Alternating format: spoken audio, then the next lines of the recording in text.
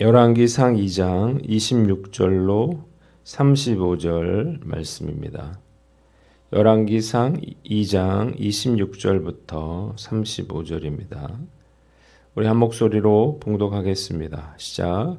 왕이 제사장 아비아달에게 이르되 내 고향 아나돗으로 가라.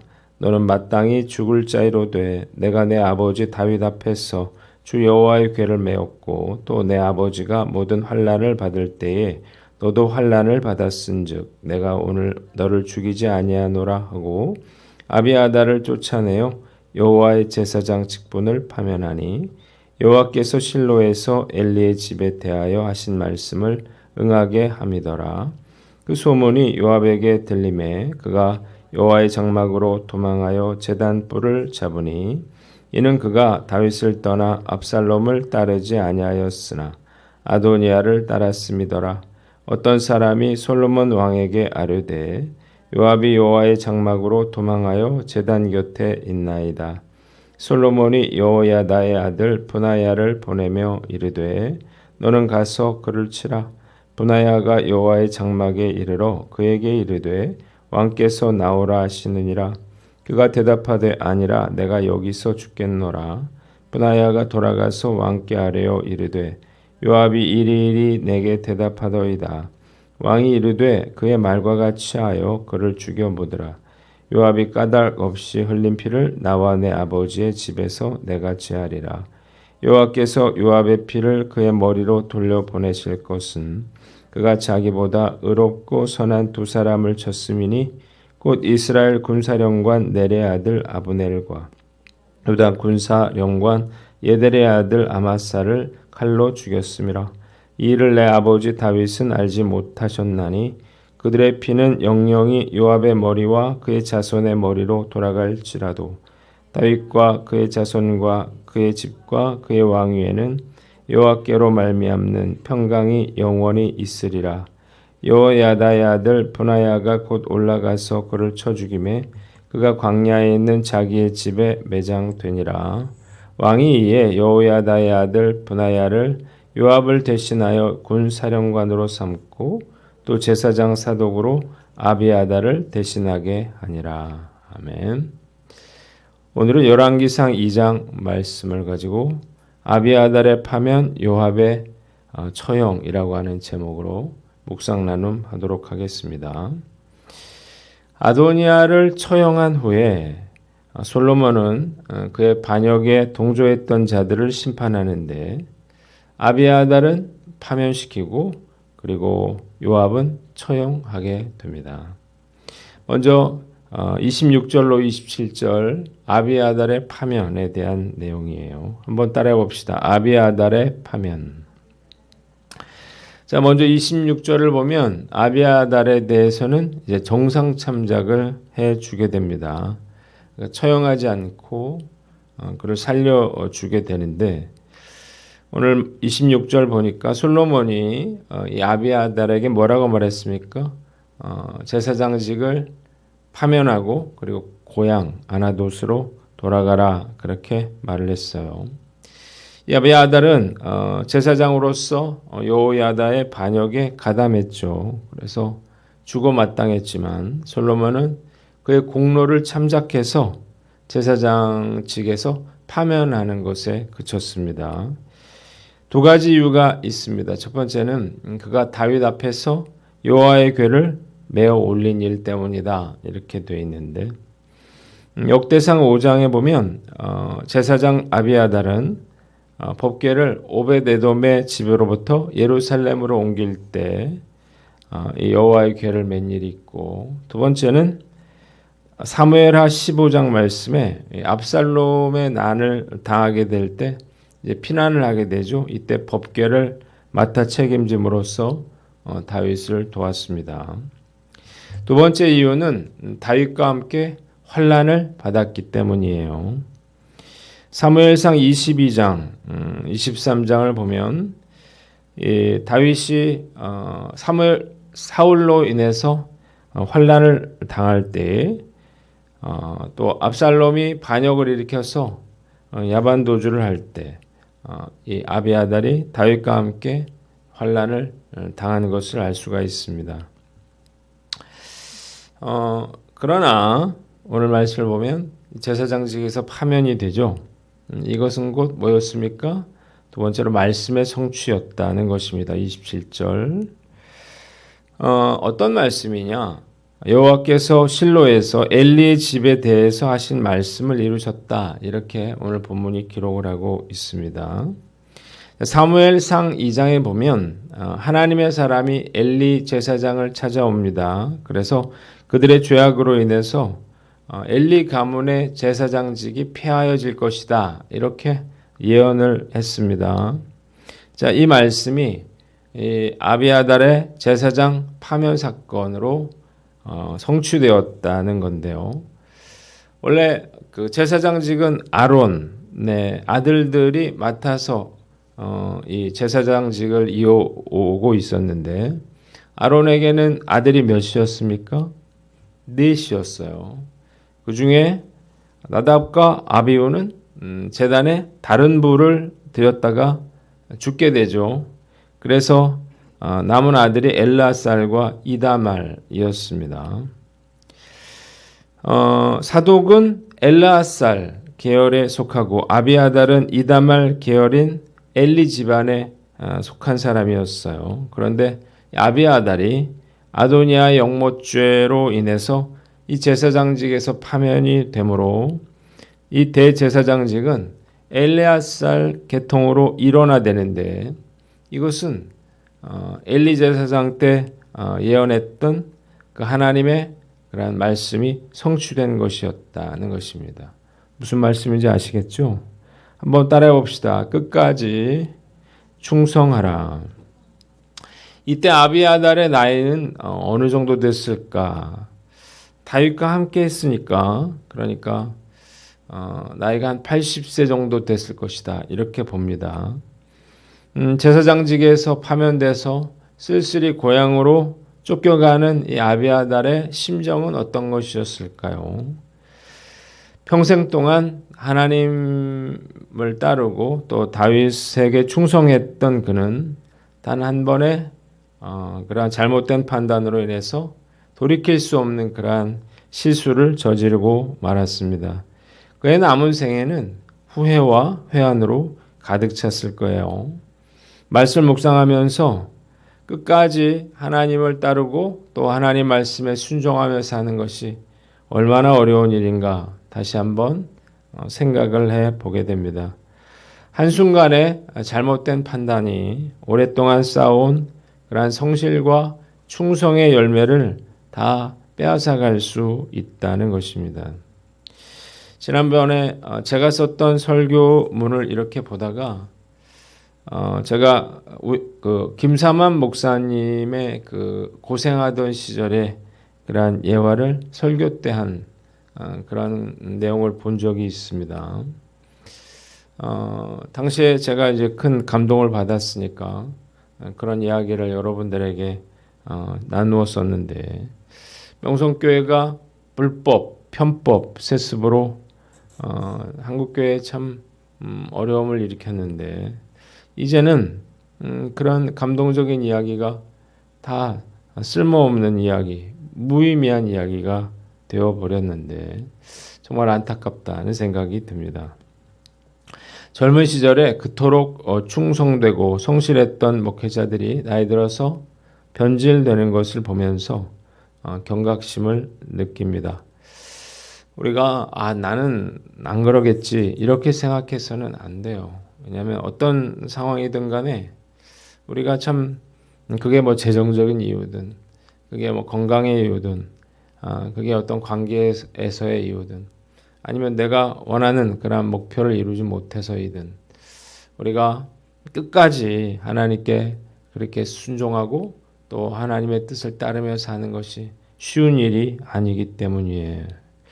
오늘 나는 어떤가 한번 살펴보고 어떤 유혹이나 시련이 있더라도 우리가 끝까지 변절되지 않고 하나님을 따르시는 저와 여러분들 되시기를 주님의 이름으로 축원합니다. 두 번째는 말씀의 성취를 믿어라는 것입니다. 한번 따라해 봅시다. 말씀의 성취를 믿어라. 성경책이 참 대단한 건 뭐예요? 그 예언이 되어 있고 그 예언의 말씀이 성취되는 것을 보여준다는 것입니다. 만약에 예언이 됐는데 성취가 안 됐다면 우리가 이 성경책을 성경 말씀을 믿을 이유가 없겠죠. 이 아비아달에 대한 심판은 궁극적으로는 뭐예요? 하나님의 심판이었다는 것입니다. 그러니까 우리가 뭘 알 수 있습니까? 하나님 모든 우리의 인생은 역사는 하나님의 주권 아래 이루어지는 것이고 그리고 하나님 말씀하신 것은 반드시 성취된다는 것입니다. 신앙생활을 하면 할수록 하나님이 약속의 하나님이시다. 하나님의 말씀은 정말 이루어진다라고 하는 사실을 깨닫게 됩니다.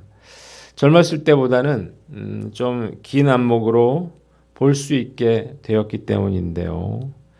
결국 제가 내린 결론은 하나님의 말씀을 가까이 하고 그리고 그 말씀대로 지켜 행하는 것이야말로 그 어떤 것보다 중요하다는 것입니다.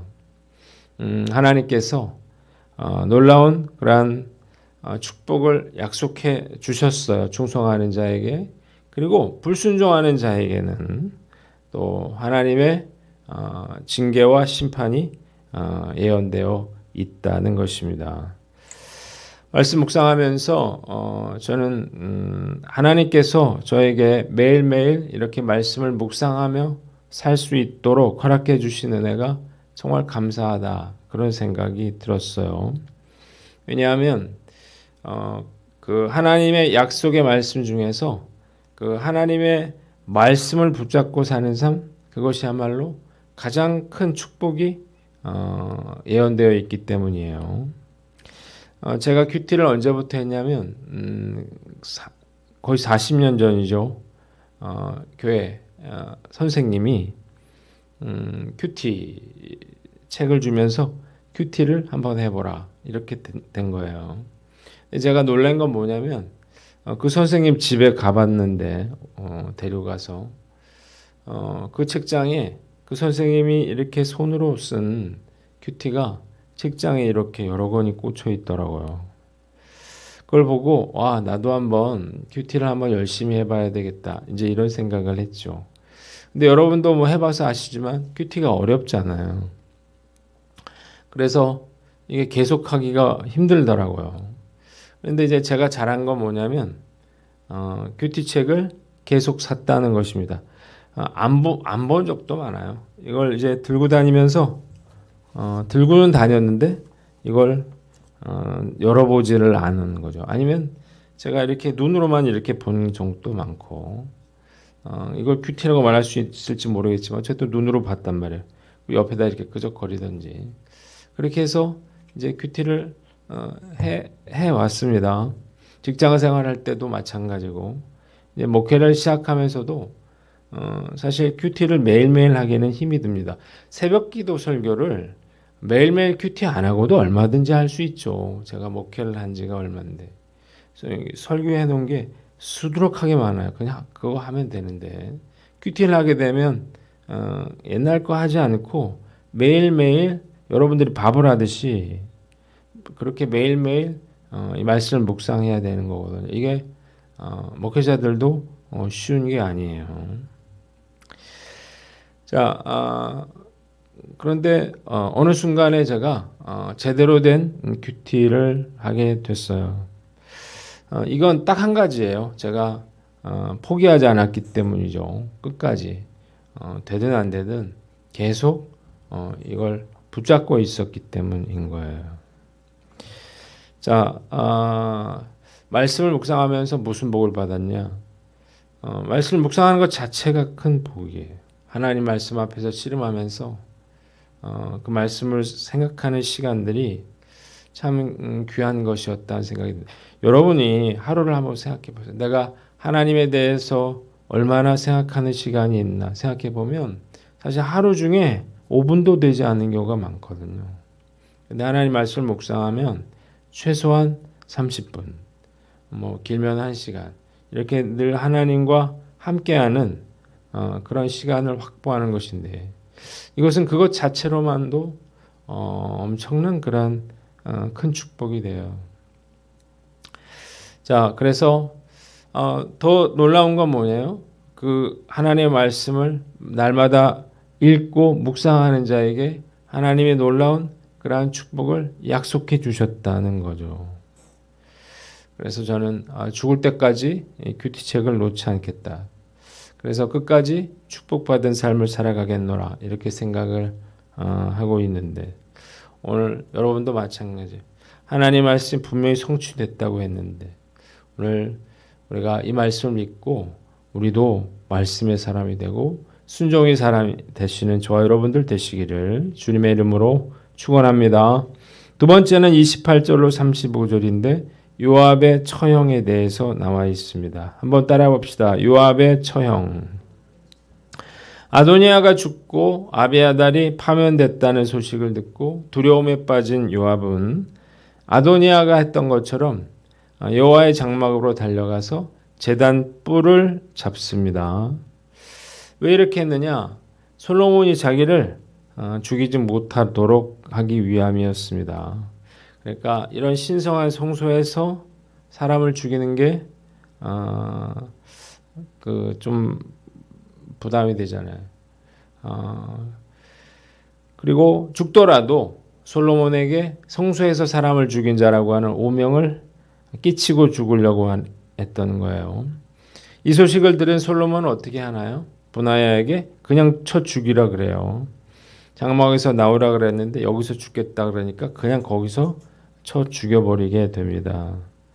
자, 요압이 제단 뿔을 잡았음에도 불구하고 아무런 효과가 없었던 이유가 무엇인가요? 여기 보니까 그가 무고한 이스라엘의 두 사령관 아브넬과 아마사를 죽였기 때문이라 그랬습니다.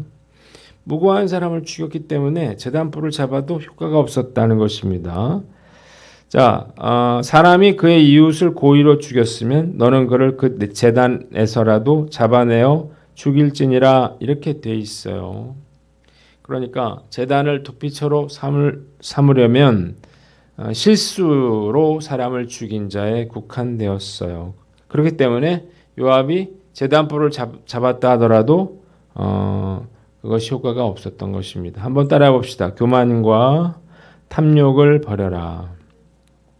요압의 삶을 묵상하면서 신앙생활을 하면서도 이렇게 요압처럼 끝이 불행할 수 있겠구나 그런 생각을 해봅니다.